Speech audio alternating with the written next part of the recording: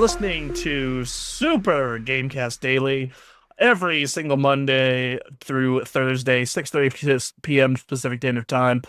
I am Bronson Fiore, joined by I'm Mr. Duncan Crabtree. That's me. That's a you, That's a me. Duncan. Duncan. Yeah. How you doing today, good sir? I'm doing great. I played video games this weekend, and that was good. All right. Well, Yep. I As we do here. wanted to play video games on Friday night, specifically a certain Monster Hunter beta. But sadly, it related to our first news story, the PlayStation Network was down. And it was down 24 hours. 24 whole hours. Combined with those 24 hours, though, they did not say why. They did not indicate what happened. They did not say if it was a hacker group, a DDoS, it could have been a million things, and they said nothing. But what they are doing is, hey, if you have PlayStation Network, then we're going to give you 5 free days of service. So they 5x'd their losses there. They didn't go, okay, you get a free day of service because you lost a free day of service. You get 5 free days of service. So you gotta give props for that. I'm conflicted because I'm just like, yes, that's technically true, but that costs them like nothing. Yeah, no, that's like I pay my bills 5 days later when I pay my subscription cost 5 days later. Basically, this is what it's gonna feel like. So y'all cool. I get to pay my bill 5 days later. Thank you. Yeah. And how dare they, for a whole 24 hours, to remove access to video games? Well, I mean, this does bring in like a broader conversation of, yo dog, hey, it really sucks that even a lot of physical consoles and media are tied to working internet. Yeah, could we maybe have some games that don't need me to be connected all the time? I mean, we still get them, but it's becoming more and more prevalent that I just cannot play my game if PlayStation Network goes down for 24 hours. Yeah, and the thing is, it's like most of the time this isn't a big deal. But it has been a big deal about 3 times this year for me so far. In the past 365 days, anyway. So they had an outage last year, though. Yes, totally. If I don't get my daily dose of video games, I just turn into even more of a horrible goblin man. Yeah, I actually melt if I don't get an injection of video games within 24 hours. My limbs slowly tear from my body. I melt. Yeah, no. If you don't play video games, it's bad for you guys. You should know that. Yeah. Catastrophic, even. It's a worldwide pandemic, lack of access to video games, similar to the crisis of not having access to water. Yeah, no, absolutely. I'm just picturing like this exact commercial, but like with the Sarah McLachlan in the arms of an angel, just sad little dirty children, like with a controller in front of them. Yeah, and like an empty Bloodborne case. Yeah, exactly. So it was down for 5 days. So, missed 12 hours last year, missed 24 hours this time around. And I'm not going to lie, this feels kind of unacceptable considering we're paying for the service. Yeah, it's not ideal. It's not a good thing. And they're tying many single player games to it. Like, it's fucking crazy. Yeah. It's fucking crazy, this shit.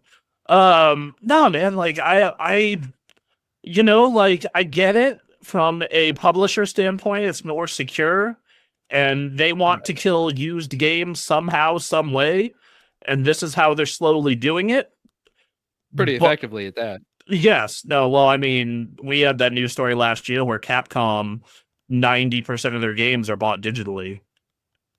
Yeah. I mean, I buy all my games digitally, and I totally shouldn't. PlayStation's the only thing I have left that I buy hard copy. Everything else I buy digitally. Yeah. It's just so inconvenient. I gotta go over there. I gotta wait for like the game to, I just want to play it I, right now. Hit I, button, hit button. Monster Hunter has been the first one I've reconsidered to buying digitally, just because of the fact that like I want it's a live service game, so it's not like me having a disc matters. Um, I've considered buying Pokemon games physically on the Switch, even though I've already bought them digitally because I want to, like, what do you do with Pokemon games after you're done playing with them? In my case, I can only think to put them in like a glass case and never touch them again. okay. And I need a physical copy to do that. Uh, yeah, I have. I actually price checked a bunch of old Pokemon stuff I have, and I legitimately probably have $2,000 of Pokemon games just sitting in my closet. Oh yeah, it's insane. It's unreasonable. I mean, what, a copy of Pokemon Emerald? It's like $200. Yeah, yeah, no, like I was looking up those copies of silver, like 150 a piece. But Yeah. yeah, so I don't know. I'm like trying to get, and then I was without internet for like almost 48 hours during my Christmas break, That's which long enough to go through video game withdrawals. A yes, deadly scenario. yeah, no, it was. But shout out to Microsoft.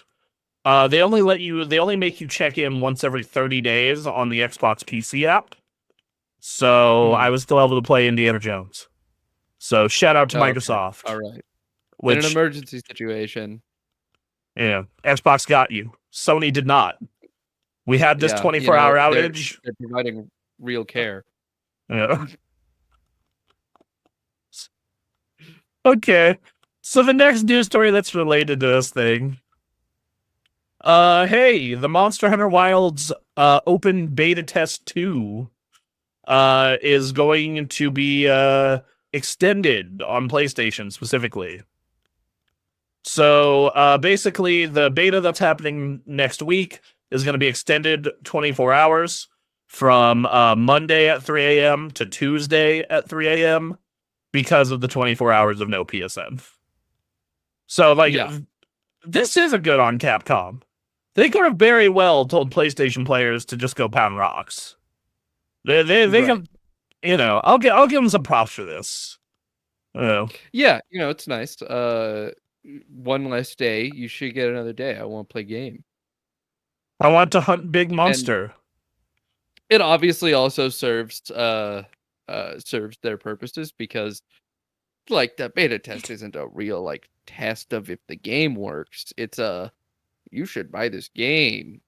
And It's like you get a little bit of data, but it's not the full on okay, but reason. the data you're getting is almost always just server testing. Yes. Like that's the only real thing that they're accomplishing. It's like 90% though, like a demo. It's like a demo for the game. And Uh, you get hype. Get hype uh, about the game. The game's good, guys. well, one, they succeeded because I'm very hype. I was not You nearly as are. hype, but yeah. So they succeeded on that front. But on the other side, it's like, I don't know. I've seen enough bad launches due to server capacity over the past over a decade, like decade and a half, that I'm like, no, this is good. Almost all games should be doing Yeah. this. Oh, Yeah, certainly bad server launches are a yeah. problem. I feel like they're lessening overall though. I feel like most things are getting better on their launch days.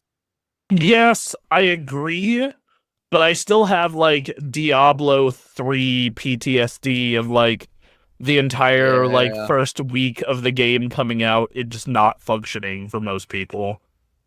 I remember I was quite angry and a child, so that amplified the level of angry I was. I was in college, so I was like, cool, this gives me time to catch up to everybody. Ha ha ha. Yeah. Yeah, certainly was not what it was like for me. Fair. This is a cool thing. Hey, if y'all haven't played this beta yet, it's pretty good. I think the game is pretty good. I had a blast. I have been up and down with the Monster Hunter franchise over the years. I love World. I did not like Rise. This has me stoked. I've never played a Monster Hunter game and not pretty much just liked it. The only ones I've ever finished, like completely finished, was 3 and World.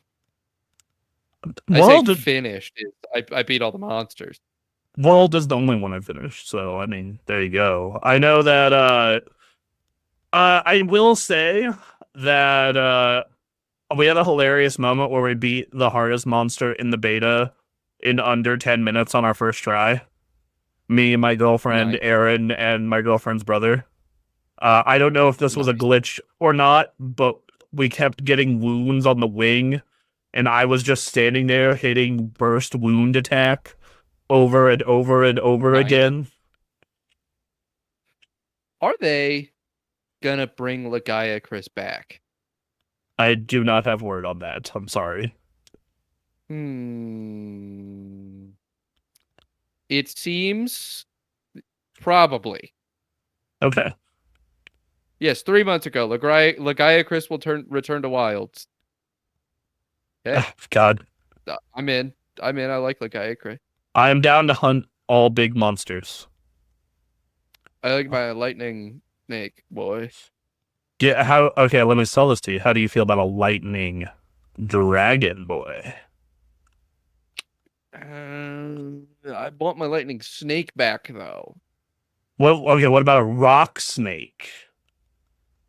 That's pretty good. That's pretty good. I like a rock snake. I'll take a rock snake. There's a rock I've got snake. enough dragons. I've got a large variety of dragons.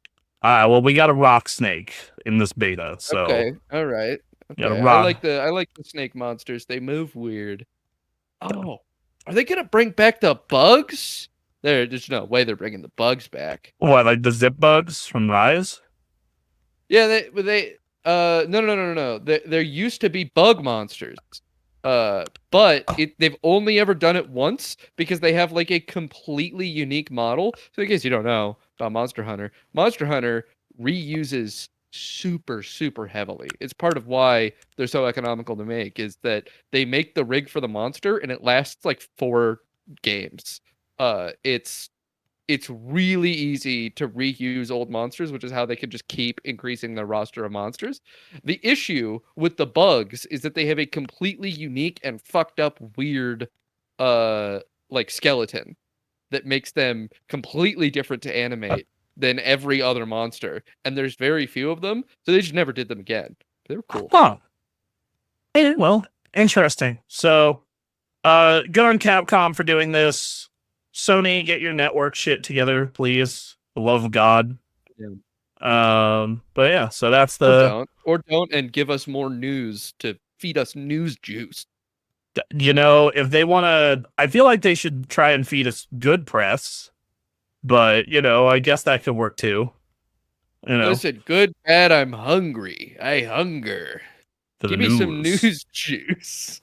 Yeah, and if you like news juice this much, hey, you should subscribe and follow us. Absolutely. And subscribe to our YouTube channel.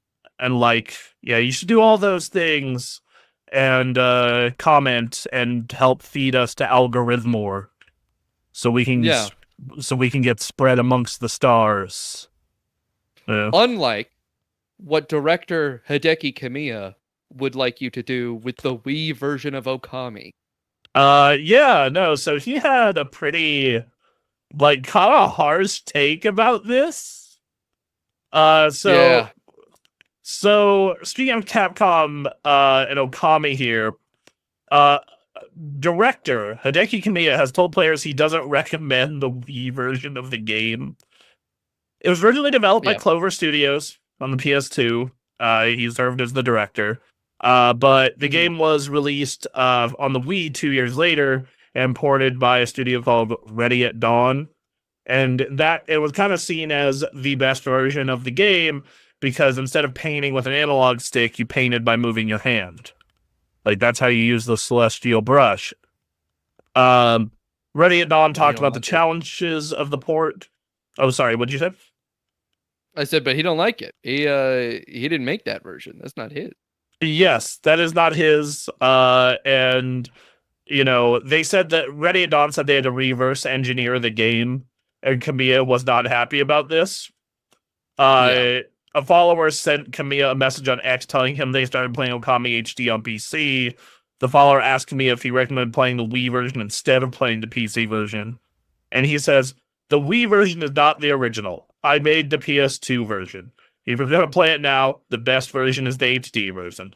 Personally, I don't want you to play the Wii version. He says, don't play it. I'm like, And wow. I think I understand this take. I think I understand this take because deep in his soul, Okami was at one point, like all games made by game makers, his baby. And you have very strong opinions when you work so hard on something like that about little things that other people probably don't notice. That I feel like don't come out of the woodworks until people really spend like a long time analyzing your game years later. Uh, I think a good example would be Halo Anniversary when it came out. Yeah. How like people were like fine with it when it came out. And like in hindsight, it's just a downgrade from Halo 1. It looks worse. It's a worse looking game because they didn't capture the spirit of the original art direction in their designs across the board there. And I think there's probably a lot of things in the Wii version of Okami that Hideki Kamiya looks at and feels that way about. That being said, I believe you have played Okami and I I haven't. have. So one, you should play those games. If we had time, I would say we should do a let's play of that game because it's Yeah. spectacular. So for a I've had long it time, described to me as 3 Legend of Zelda games, just like subsequently after each other. yeah, that's a pretty good. Like, it's three 3D Zeldas with like a really dope lore and art style, all Yeah. mishmashed together. Um, and the thing about that game is, I played it on the PS2, and I played it on the Wii, and I've played it on the PS3. And so I'm kind of so I actually think the PS2 version is the worst version of the game. Oh. So Um, Hideki Kamiya has to kill you. yeah, probably. He probably would not be pleased with me saying this. Right. And the reason I say that the PS2 version of is the worst version of the game is because that game in HD looks incredible.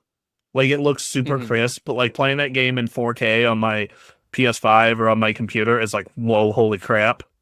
I Because mean, I the do thing I have, know most about the game is that it's very pretty. yeah, like that game benefits from HDR so unbelievably hard.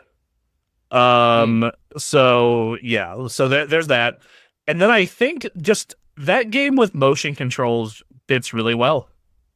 I think the Mm. painting, like drawing the circle, drawing the whatever with the Wiimote is actually like genuinely really goddamn cool. So I agree with him that if you're gonna play it today, yeah, like I would probably play it on PC or a modern consoles because that's what has the really good frame rate and the really pretty visuals. But like, if you're Right. gonna go back to one of the SD ones, like, yeah, dude, do the Wii one.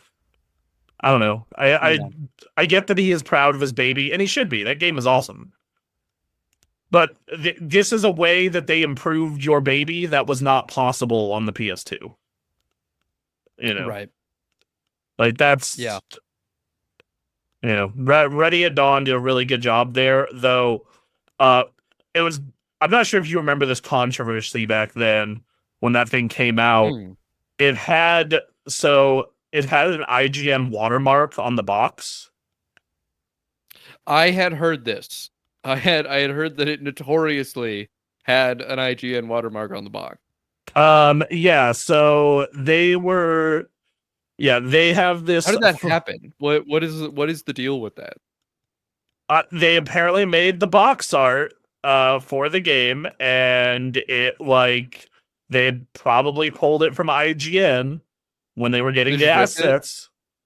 Yeah, and they just it They has a didn't watermark. leave any of the original art behind. I have to find the original art. It's on the IGN website, and and they just rip it. Yeah. Now, to be fair, you really got to look for it. Like, hold on, let me pull up the image here.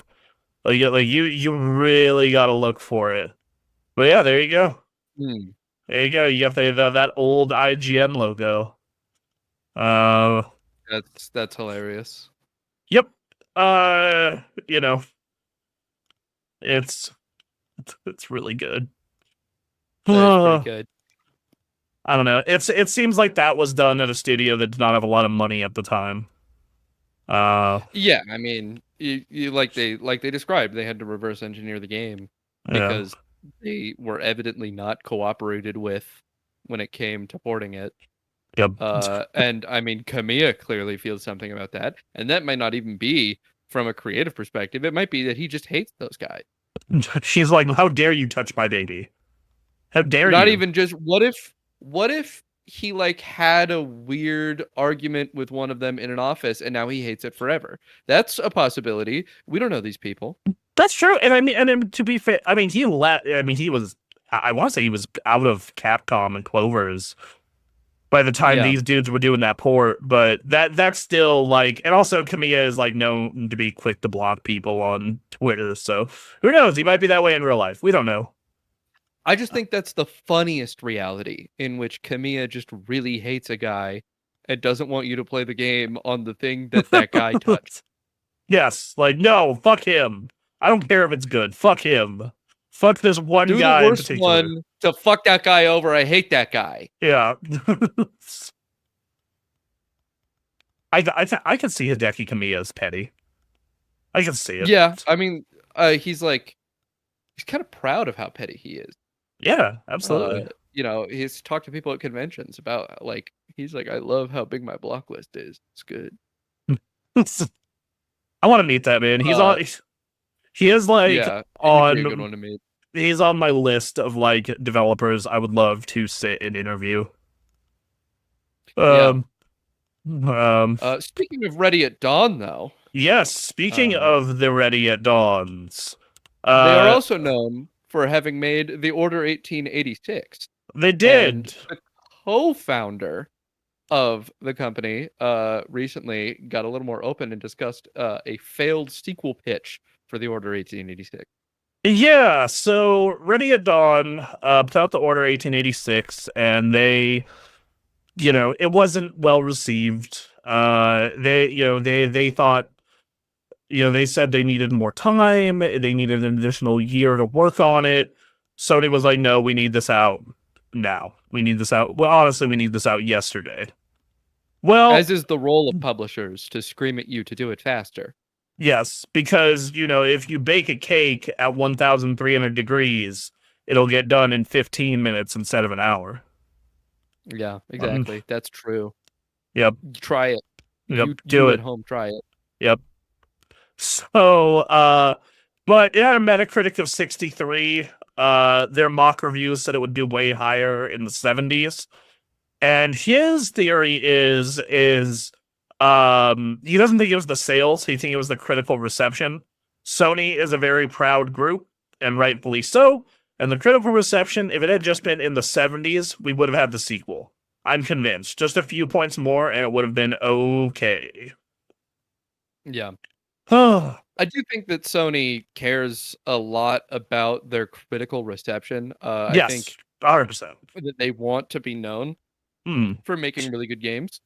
And I could definitely see that killing the Order 1886.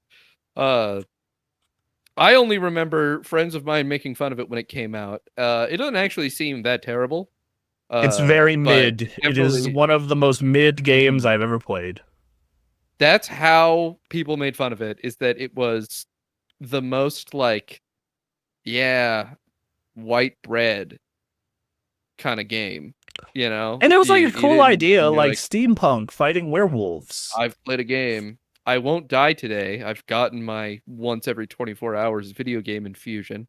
So at least there's that, but it just doesn't taste good. Yeah.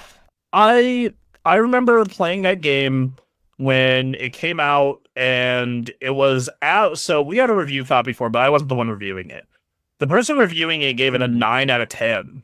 And I was like, wow, really? Oh, okay. And then I remember I picked it up after release, and I was like, this is the most 5.5 to 6 out of 10 I have ever played. Ever. Well, you know what? I'm switching up on you, actually. Now, I'm sure it is a 9 out of 10, and you're biased against werewolves. Okay. How dare you? How dare I? How dare I? Yeah, it was Um, actually such an incredible game. One that I've not played, but I'm sure I would have given it a 9 if I played it. okay. All right. Sure. I And don't you know. can't prove me otherwise. I will never play it so that you can never prove me otherwise. This just sounds like every argument on the internet ever. Yeah, that's true. It does sound like me winning, just like every argument I've ever had on the internet, ever. Nah, man. I think that I think this was kind of the start of the downfall of that studio.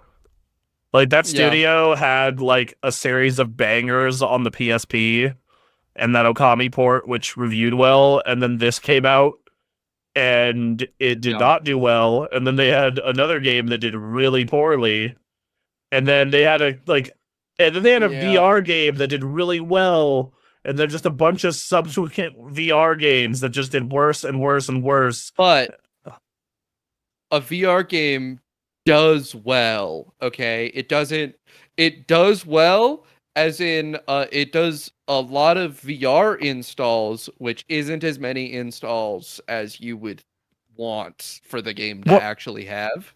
So I am saying does well by reviews well. Excuse me. Yes, reviews well, certainly. But a big part of the issue with the whole VR space was that, it's just not enough people in it. As someone who loves VR myself, yeah, that's definitely a problem. I mean, if you play multiplayer VR games regularly, you're gonna run into the same guys. That's even for the popular games. Yeah, I could totally see that 100%. Yeah, I play like the same 5 games in VR, so yeah, but and Echo Arena, it was popular and it was getting a competitive scene, and then it just kind of suddenly got shut down, and it doesn't even seem to be the fault of the studio. It's just that Oculus, which was owned by Meta, uh just closed it because they were like, yeah, we don't want to do it. I I don't know.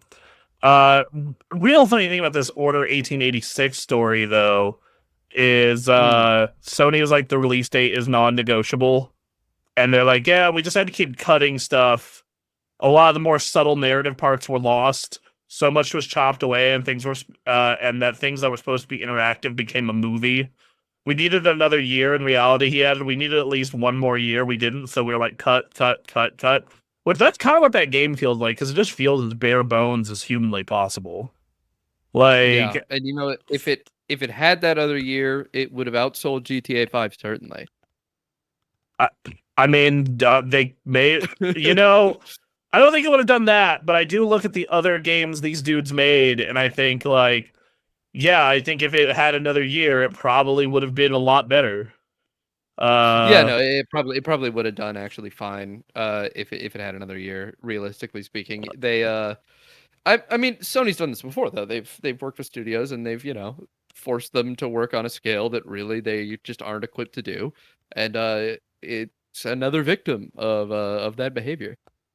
yeah, no, it is and to be fair, Sony like but at the same time, Sony has a certain quality standard a lot of the time, and if you don't Yeah, make it, you get shot in the face. Or in this yeah. case, you get let go and we never work with you again, and well, you go make VR games, I guess, and then you get shot in the Go face. make VR games. Yeah. Uh, all right, well, that's already done. But that's what Uh, happened to them, in case you were wondering, Ready yep. at Dawn fans out there. I know there's so many of you. If you had a PSP like I did and you loved the PSP, I was actually a huge fan of them because they made like Well, three. me and my fellow 1886ers, the Yep. strong and powerful fan base that we are, uh, we love Ready at Dawn, and we were devastated back in 2020. It was Uh, the most relevant oh. news story, period. Nothing else was going on that mattered in 2020. Nothing at all. Nothing at all. Nothing at all was important in 2020. Nothing. Nope. Just Ready at Dawn. Yep. Um, But you know what's important? What? Diablo. I'd say Diablo is one of those games that's important in the grand scheme of video games. In the Yeah, you know, history of the video game industry, it's very important. yeah, it's a series that's deeply important to me. You know, I grew up playing Diablo. It's one of the first games I ever played. Me and my father, we played Diablo together when I was but a child, and it's still the only game he plays at all. I definitely have people I know like that who used to be into games and then they became adults post college and became Diablo players. That's Yeah, all they he plays play. Diablo and he plays Halo and he doesn't play other video games. Yeah, this And guy just that's plays what he Diablo plays. though. But yeah, I know the person you're talking about. Uh, Yeah. well, the creator of Diablo 1 and 2 has some things to say about modern Diablo and modern ARPGs in general. He says One fast. Mr. David Brevik. Yes. He says fast leveling up in modern ARPGs cheapens the entire experience. He thinks the focus on speedy progression on today's RPGs make a worse experience. In an interview with Video Gamer, David Brevik, who was a senior designer and lead programmer on Diablo and design lead on Diablo 2, criticized the modern take on the genre for rewarding players too quickly.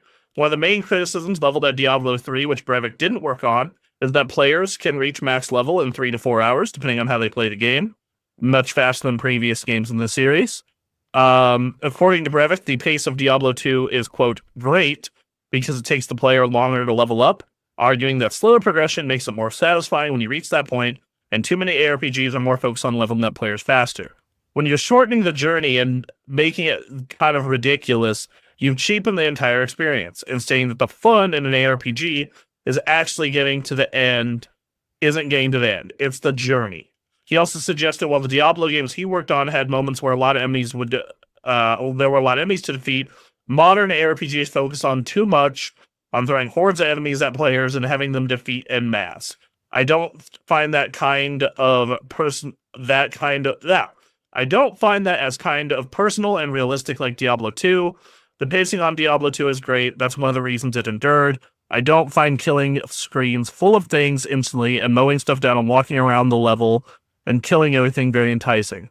It just feels like that. I just don't feel that is a cool experience. It just is. I find it kind of silly. Yeah. Sorry. Yeah, I think that I kind of agree with this. I think I've played more Diablo 3 than any of the other games I've played in the Diablo series, despite it being my least favorite. I'd say even Diablo 4 I like more than I like Diablo 3. But I played a ton of it, and it definitely had this issue where you're not actually playing the game until you've maxed your character out. And so whenever I mean we would get like friends over to play with us and we would power level them in over the course of an afternoon Yeah. to the end game. And I mean we would just go from there because like yeah, the story of the game doesn't fucking matter. Everything that's going on is irrelevant. You just you get the big shiny drop and then you look at it and you judge whether or not it's a good drop, and that's all the game actually was. So you were here to do that, not to see what's going on with this lady. Is she gonna turn into Diablo? Yes, she is. I think that I kind of agree with this. And while I'm not as much in the ARPG space, though I do think this is a big part of why PoE has become more popular than Diablo, is this exact Yeah, thing, and why games like Monster Hunter are also getting more popular, and why WoW Classic endures and why RuneScape endures is like yeah, it's a journey. Like it's not just okay because like I talked with friends about this where they like WoW Classic more because modern WoW is like beeline the level cap as hard and as soon as you possibly can so you can play the real game of doing these same 12 dungeons until you do them perfectly, doing raiding, doing PvP, doing delves. Like it's not so much an adventure RPG D&D experience as it is like I don't know, yeah. like a combat spreadsheet simulator. Yeah, it's a mutual activity more heavily than it is like an experience. And I Mhm. mean, you mentioned RuneScape for scale. RuneScape took me 10 years to reach a level cap on. Mhm. That is not a game that you reach That that is not quickly. that's probably a bit too much in the other direction. That's 10. Despite the fact that you can reasonably do it in a few months, I think, and the end game is also completely inaccessible until you do it. Like you actually do have to hit near level cap on your combat stats to engage in the in-game content there. It's a very unique scenario. But yeah, I think that that long-term journey that you experience in something like Diablo 2, which, Diablo 2, you're effectively going to beat that game 3 times before you hit Yeah. level cap. And if you're not getting like somehow power leveled by another player, uh which I think you're a lot less likely to do in Diablo 2, you're a lot more likely to engage with that game and like okay, I'm gonna go and I'm gonna actually play through the game and hit level cap in a natural fashion.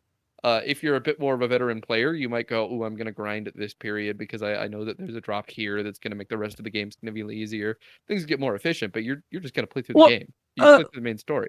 I mean, and I do think that I do think that like I look back on WoW in the old days, that was the same thing, right? Where like if you go Yeah. play vanilla WoW on a fresh server right now, then yeah, like yeah, it's totally that like it's gonna take you 3 or 4 months to hit cap.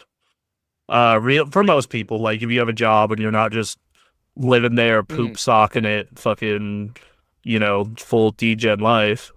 And Right. um, I think that I if poop you sock at work, so too busy poop socking elsewhere. yeah, okay, there you go. But if you're just going full ham on it, then I would say that if you're not doing that, yeah, like 3 to 4 months, and like you're not gonna just like stop and farm places outside of like very specific points. Like I Yeah. can think of like, okay, you're probably gonna farm Scarlet Monastery for a couple of weapons that make mid game a lot easier. Like there's a couple I'm of gonna complete this quest early, even though I'm maybe unleveled for it, because I get a thing that makes leveling much easier for this entire period of time. So I'll yeah, engage with this hard piece of content. right. Like I play warrior in vanilla, and I know at level 30 I get my class quest that most of the time you realistically can't complete until level 37. But I'll go beg somebody I know to please come help me with It's this. like a powerful elemental, right? Like you have to go fight a Yeah, powerful yeah, that's elemental the end that'll of it. absolutely fuck you up otherwise. Yeah, so I've heard about this because of learning things about hardcore WoW recently, and that being a really big moment for warriors that reach that level. yeah, so like, but I go and I get help with it, and getting that axe at like level 32 is like such a huge like carry Yeah. for you for the back half of the game. But yeah, like I think that it's the same thing. Like it was a lot more about the journey. Like endgame's cool and raiding's cool, but what you end up doing is you log in for your raid twice a week and then you're done. It's not like Yeah. Yeah. you know, Well, and when Vanilla WoW came out, and mm, they did, WoW Classic again, mm, uh, there was a huge shift in the content I saw about World of Warcraft posted online, mm, where what I had never seen before, which was people making narrative style videos of reaching the level cap, for a given period of time. WoW mm-hmm. Classic came out, and there was a whole genre of content that was guy going, "This is my experience of getting from 1 to 60 or 1 to 50." Right, because like, look, I play retail WoW, and the retail experience of going 1 to 80, which is the current cap, is like 1 to 70 goes super fast, like you blink and it's practically over. And Wait, then, wait, wait, the cap went down? well, yeah, it went down like 5 expansions ago, dog, or 4 expansions ago. Like Oh, it went up. because I didn't know that. I played retail WoW when the cap was 100. Okay, so the cap went up to 120, and then they were like, "This shit needs to stop."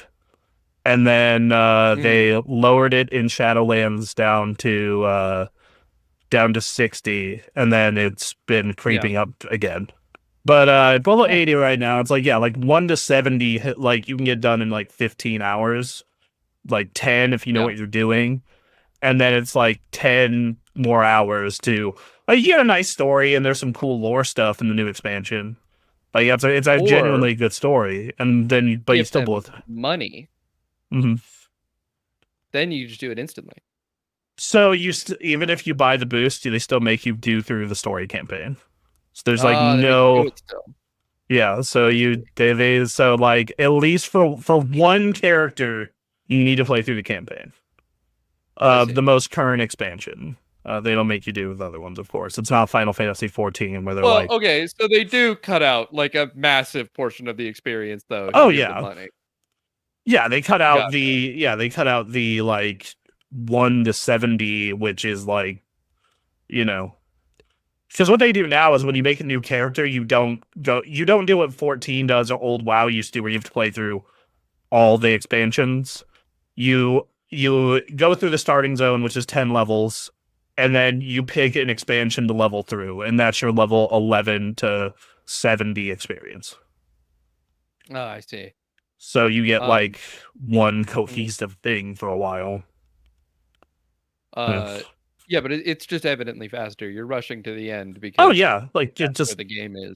yeah, like you're like even that's why I even tell new people is like when my girlfriend started playing, I was like, okay, play Newbie Island, so you know how the game Yeah, works. Well, we'll go through like some early game stuff a little bit after that, and then like we'll mhm, use the boost, and then we can teach you from there. Like yeah. it's And Diablo 3, that was incredibly prevalent. You know, there is no game aside from the end game in Diablo 3. Diablo 4 Um, is the same way. Like my girlfriend and I yeah, played through the Diablo 4 campaign, and we're like, and we played through the expansion campaign too, and we're like, this is so like we had the difficulty entirely maxed for that what you can do before finishing the campaign, and we're like, this is still way too easy. Like we're just melting yeah, everything we touch. it was not particularly difficult. Like and that's not fun, like because you're not like thinking, it's not an adventure, it's just okay, you pull them all in with your attack, and I'm gonna whirlwind, and we're gonna do this over and over and over again until we get to the part of the game that's actually fun. Yeah, Yeah. my big thing about Diablo 4 over Diablo 3 is I literally just enjoyed the narrative more. Yeah, I'd agree with that. I think it is a better story. Diablo 3, I hated the narrative vehemently. I mean, I played it when I was very young, and like it was just a whole thing amongst me and my friends that we all hated the story of Diablo 3, but we'd play the game. What's your opinion on Path of Exile? Path of Exile 2? Path of Exile 2 is evidently really interesting on account of the fact that it's taking a much slower approach to combat. Like, you know, boss fights are like they're kind of soulsy, from what I've seen. And Hmm. that's good to me. I like that. I think that it provides more opportunity for your good character build to like actually feel good because it's taking down what was originally difficult content that was like actually execution wise difficult content and making it easy. And then also on the high end, it allows you to engage in difficult content where the numbers have been scaled up such that that original challenge is maintained and that your skill can be displayed. I think that Path of Exile 1 was certainly interesting, but it just felt like Diablo. Like I was playing like a Diablo. It felt similar to Diablo 3 in like how it felt while I was playing it. It didn't feel as much like a Diablo 2, but it's clearly much more inspired by it. I do find its efforts to make a much more in-depth and complicated system of character building to be admirable and cool. And those original ideas are great. And seeing Path of Exile 2 kind of maintain that. It's simpler for its leveling than the previous games, but not even remotely simple comparison to its compatriot of Diablo. Uh, so I think they're fascinating games. I don't have the life left in my body to play them. Okay. I have considered trying Path of Exile 2. I saw the I saw like the footage, and my girlfriend and I got like she seems pretty done with Diablo, and I'm like, Yeah. I could give Path of Exile a shot, right? If you Right? play a Diablo, like a Diablo 4, then I think Path of Exile is certainly worth a shot. I have not played Path of Exile 2 personally because I'm actively avoiding it. But I think it seems like a good game, and it definitely has the support because I know the Path of Exile 1 has an incredible amount of support behind it, and there's a Mm, very active community. mm, So like there's a lot worth engaging with in Path of Exile. In fact, Path of Exile 1 is still getting active support and still has an active community. mm. And it's just taking a completely different development path to Path of Exile 2. Okay, fair enough. Yeah. All right, well, yeah, but I agree with the guy. Like, it feels like most RPGs are a lot more hand-holding now. And Yeah. not just ARPGs, but definitely ARPGs. And I feel like that part of the reason I liked Dragon's Dogma 2 last year a lot is that Mhm. it didn't do that. It was just like, no, figure it out, dickhead. You know? I believe there is a subtle internal genre shift, a split, where they're still both called ARPGs, but I think that many years of extremification of genres is going to result in people kind of making a distinguished, name between these ARPGs that are like go go go, accelerate, fucking destroy a million enemies instantaneously, and these slower, more difficult ARPGs. Well, I call them more difficult. On a whole, they might not be more difficult, but they give more weight to the individual enemy. I would argue that Dragon's Dogma is not nearly as hard as people make it out to be. Like, Yeah, no, I didn't actually have a hard time at any point in Dragon's Dogma. I definitely had parts where I was on the struggle bus for a little bit, but not anything that was too crazy. Yeah. Um. Anyway, I mean, I'm a psycho, so I immediately made myself insanely powerful and did everything to become super strong. So I never had a hard time at any point in the game. see, I'm the opposite person where I'm like, that's just the suggested level, right? You No, know. I gotta nuke the first boss. I gotta just bring calamity and destruction to the nearest small goblin uh before they even know I exist. See, I am Mister. I didn't hear no bell. Yeah. So, Yeah. all right. Well, anyway, before we get into the next news story, hey, if you like that, you should like and subscribe and follow us. And we're on social media and have a Discord. You should go all those places. Super Gamecraft. Follow, like us, come chat with us about games every single day in that Discord. We got some speedrunners going through Castlevania right now. We got people doing fighting games, Marvel Rivals, all that good shit. Nice. Um, anyway, hey, our last news story. Our last news story is Valve. sorry, what? It's Valve. It's Valve. Valve They're is out coming. here banning all Steam games that force players to watch advertisements. Valve has implemented new rules around advertising, explicitly prohibiting games that force players to watch in-game ads. The new rule from Valve, available online and first reported by Gaming on Linux, confirmed that whilst cross-promotion and product placement are permitted, games that force players to watch or engage with advertising in order to play are not. Nor should developers use advertising as a way to provide value to players, such as giving players rewards for watching or engaging with advertising in their game. I'll read the rest in a minute, but yeah, fuck this phone game Mhm. bullshit. Good on Valve.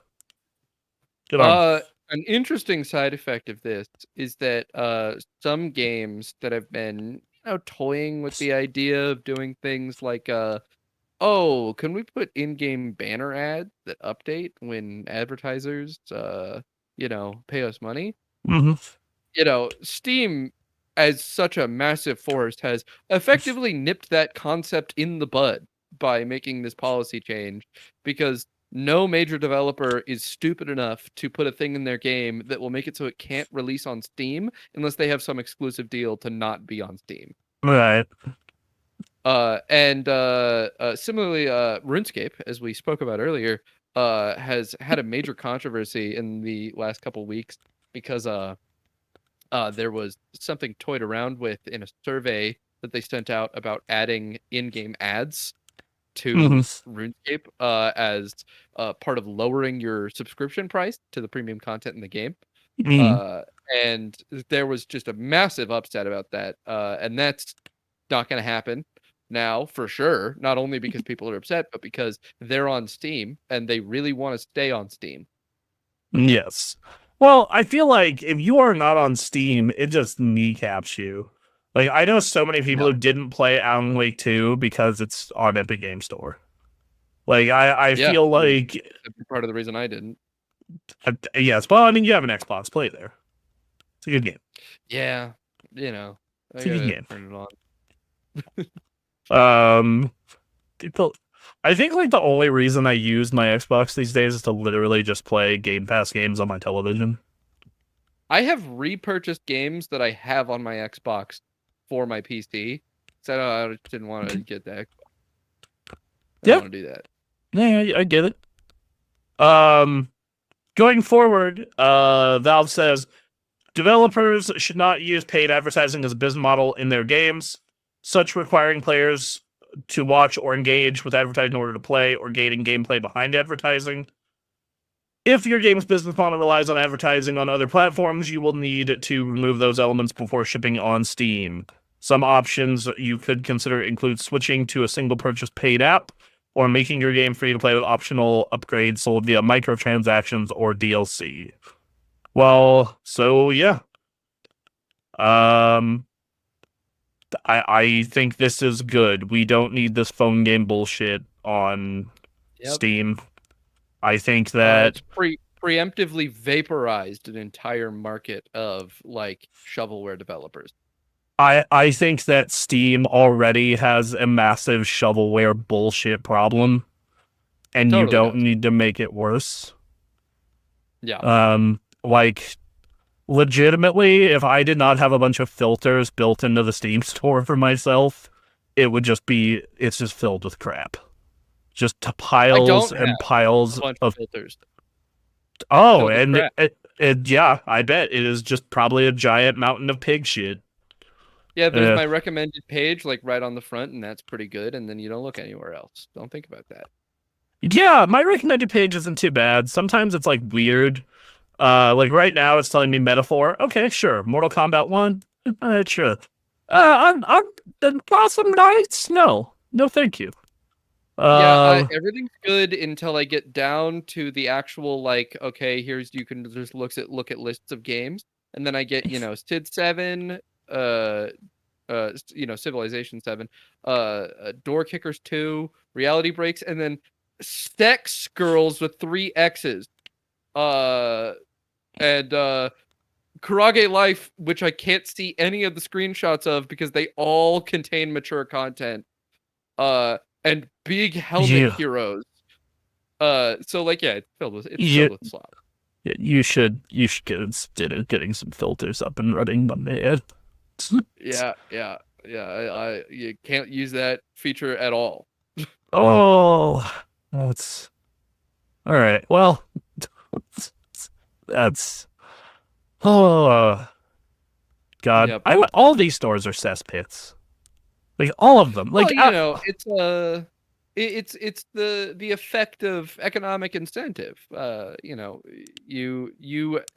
If you develop something cheaply and you're able to make a return on your development costs and your time, you have no reason not to make the slop. Well, yes, like I understand from the developer standpoint, but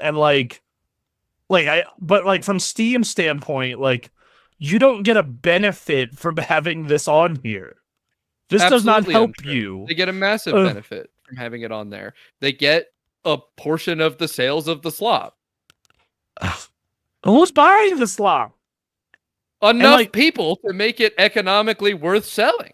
Oh, God, that's so depressing. If it's economically worth selling for trash developers, it's economically worth taking 30% of for Steam. That's so depressing. Like, it's the same reason they had a gambling and stock markets on. It's totally bad for their reputation. It's bad for the platform. It's bad for everyone engaging with it. but makes Steam money. Makes Steam money, and it makes the people running it money. And on Steam, I'm a little more accepting of it just because they have really good filters and there's a bunch of benefit and the PC is kind of the Wild West, fine. I'll suck it up Yeah, and there's deal with it. tons of quality of life existing on Yeah, Steam to allow people to avoid this. And the reason that is because including that quality of life and allowing people to avoid it makes it so that they can continue engaging with letting it happen because it makes them money. And they see, don't want to stop it because they want the money still. see where it doesn't make sense to me is this is on the eShop and the PlayStation. Hmm. And one of the big benefits of buying a console is things are curated. You buy a console because you know it works, and most of the games on it are going to meet a bare minimum level of quality. So but then I'll go on and the Nintendo Switch eShop or the PlayStation Store. There's much of a problem on the Xbox for some reason, and I don't know why. Wrong. You just don't see it, but they're there. Oh, they're there. They're really good at not showing you, but you can absolutely purchase Hypersphere 2 on the Xbox and see awful game with just stolen assets. The main girl telling you things in the game is just stolen from an anime. They're there. They're just far less promoted by the Microsoft Store because the Microsoft Store is a lot better at curating things. Yeah, okay, then fine, do that. Dear fucking God, do that, please. I'm begging. Yeah. I'm begging you. Okay, fine. Well, I will come to this middle ground if you like this money. I understand you like this money. Fine. I've accepted that. I understand. They just do what Microsoft does where you hide it so I don't log into the goddamn eShop and it's just here's the big titty anime game. Such ubiquity can only be explained by positive effects for those who have the power to control its presence. And it's evident that all of the people that run a digital marketplace that sells video games make money when someone opens up their platform and there's just giant breasts thrust into their face immediately, and they are incentivized to make a poor decision with $8.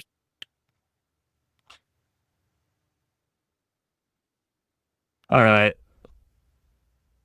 That just God damn it.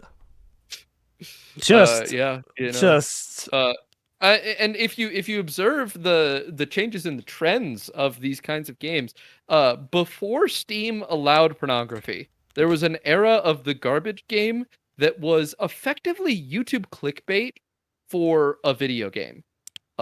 You would have Anime Girl Kills Hitler 3.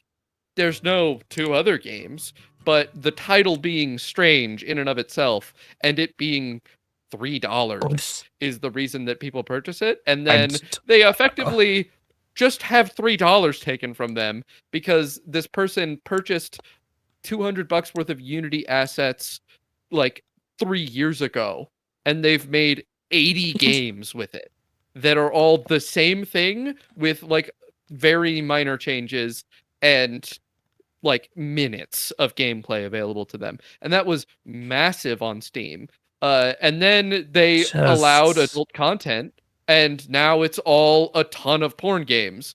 Those, as it turns out, make a bunch of money because people who are vulnerable to that exact same behavior of being willing to purchase something suddenly for whatever are also totally willing to buy a porn game because they see it and they're like, I don't know. And that same market of people is even more susceptible to this new thing. And so that's huge on Steam. And you can still see those things on things like the Switch, where you have these super low quality games that were just pumped out with barely any effort and a micro budget of $0. I have exactly what I want to say on the screen right now. That's where I'm at. Yep. God damn it. Yeah. Anyway. But yeah, we live in a world that is a series of consequences from decisions made. And this is no different. Just it's so depressing. Anyway, hey, if you still have the will to live, you should give us a follow and a like and a subscribe and keep this YouTube dream alive for us. We love you very much. We'll be Yeah. back tomorrow at 6:30 p.m. Pacific Standard Time. And yeah, have a good night, guys. Bye. We love you. Bye. Bye. Have a wonderful time.